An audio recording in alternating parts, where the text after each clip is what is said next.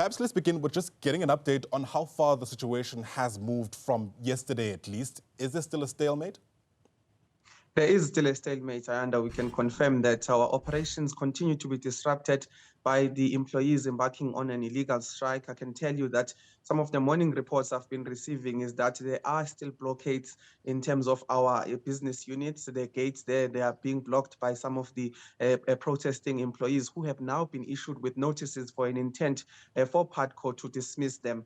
One of the things we've been told is that they are blocking, they are still there. And, it begs the question of saying that since this notice of dismissal means that they need to submit representations by end of business day today, are they really going to, comply in terms of that particular process? But Putco took this decision following about 6 days of illegal protesting, because on Thursday, they started this particular protest. We issued about 3 notices telling them that this is an illegal strike and they must in fact go back to work. And then on Friday, we got an interdict from the Labour Court to say that we are going to present this and an ultimatum to say that despite the fact that they've embarked on an illegal strike, on Monday they would need to go back to work. All of that and all of the processes we followed unfortunately yielded no results as far as the employees going back to work. And I can tell you that the process is underway to dismiss about 1,000 of these employees who have embarked on an illegal strike. But fortunately for them, there's still time to make those representations today to say that why is it that the company must not dismiss them after embarking on this illegal strike, and in fact commit themselves to say that they will be going back to work. But the way things are proceeding, it begs the question of whether they will be complying with this process or not. Yeah. But other than that, after today, we'll be reviewing those who will be submitting those particular representations. And I can tell you that afterwards, we'll be issuing termination notices to say that you are no longer in the employ of Putco. But we're hoping that the number of people that stand to lose their jobs will be comply with this particular process. Sure. I mean, in the worst case scenario, none of those drivers will make representations by your deadline. Can Putco afford to lose 1,000 drivers? Well, unfortunately, Putco cannot afford to, postpone bringing services to our people. This was, the last stage,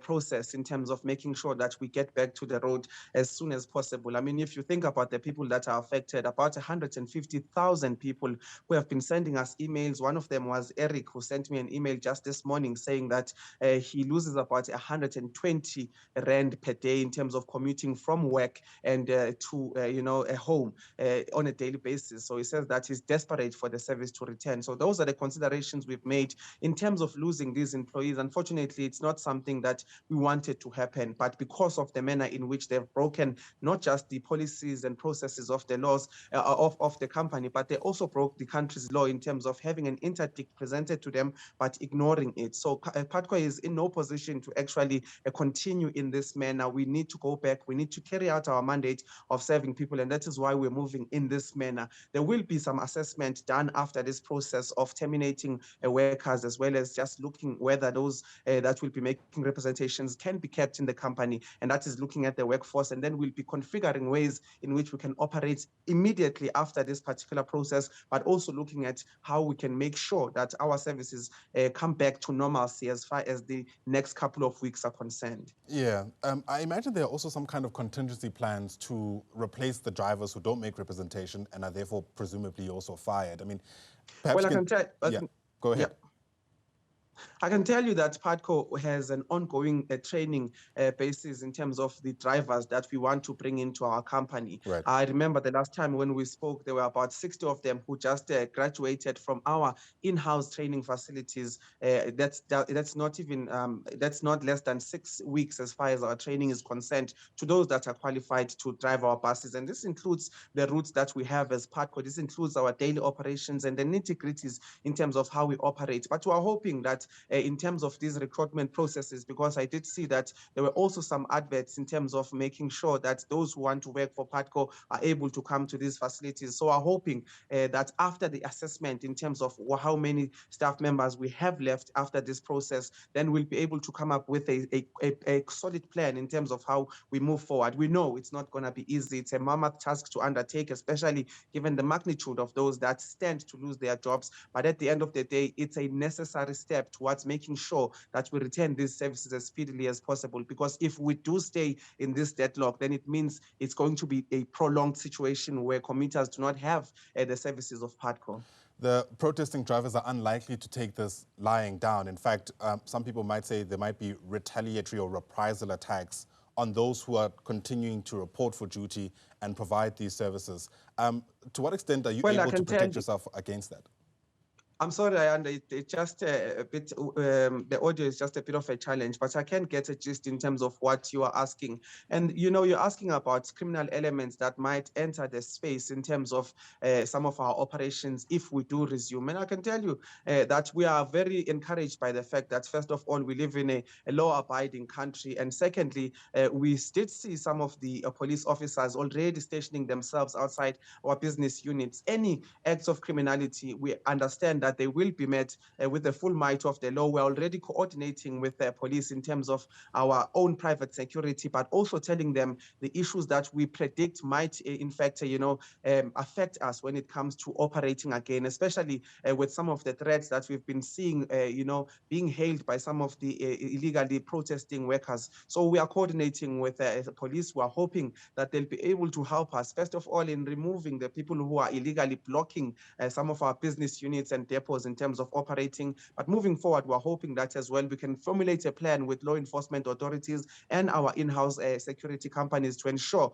that the routes that we operate in are protected, particularly for those that will be using our services, but also importantly for the drivers as well as the operators who are not on strike, who wanted to work, who've been hailed with insults, just to ensure that our service runs smoothly until such time when we believe that all the threat has been averted. Ideally, nobody wants to ever get to this kind of situation, right? It's probably the last resort type of dynamic. So help us understand what's at the heart of the disagreement here between Putco, the company, and those who are refusing, apparently, to even come to the negotiating table. I mean, is that what you are struggling with? Well, we are struggling with a matter that dates back to 2020 when Putco applied for an exemption at the bargaining council. Essentially, we applied for an exemption because, like many other companies, we were affected by COVID-19. In fact, some of the stats that we are seeing is that about 40% of bus companies that are small to medium had closed shop, and only 2 of them are still trying to make their way back into the industry. So you can understand the severity that we've suffered in terms of financial sustainability. So at the time, Putco decided to go to get an exemption, and they asked the bargaining council to say that we may not pay bonuses as well as the escalation for that year, which was 6%. The bargaining council returned to us saying that we can, in fact, pay 3% and not pay bonuses. That was appealed by unions at the time, who basically said that they do not believe that Putco should not pay. And what we saw was that particular appeal being granted to the unions. So as a company, because we do believe that at the time it was valid for us to actually go there because of our financial status, what we did was to put this matter into the labor court for review. That is where the matter is currently at, and there hasn't been any pronouncement. So workers are not understanding that the matter is before the court and that it needs to have a verdict before Putco can move in terms of whether we pay these bonuses as well as the 6% back pay, or whether, in fact, we are, absolved from actually paying that. So that's a matter of the court. We've explained to workers several times through the several notices that I've told you. So unfortunately, because workers believe and are adamant that they do not want to follow this particular process, they want their monies. They believe that it's owed to them to get these monies, despite, however, the company was affected by COVID-19.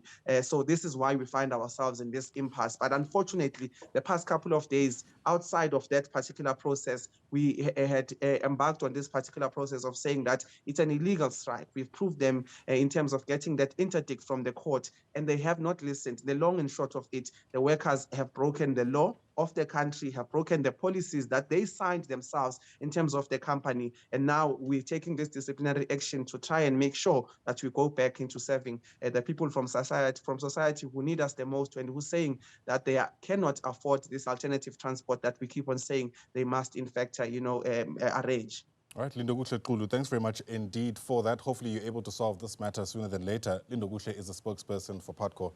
Appreciate your time on the AM Report.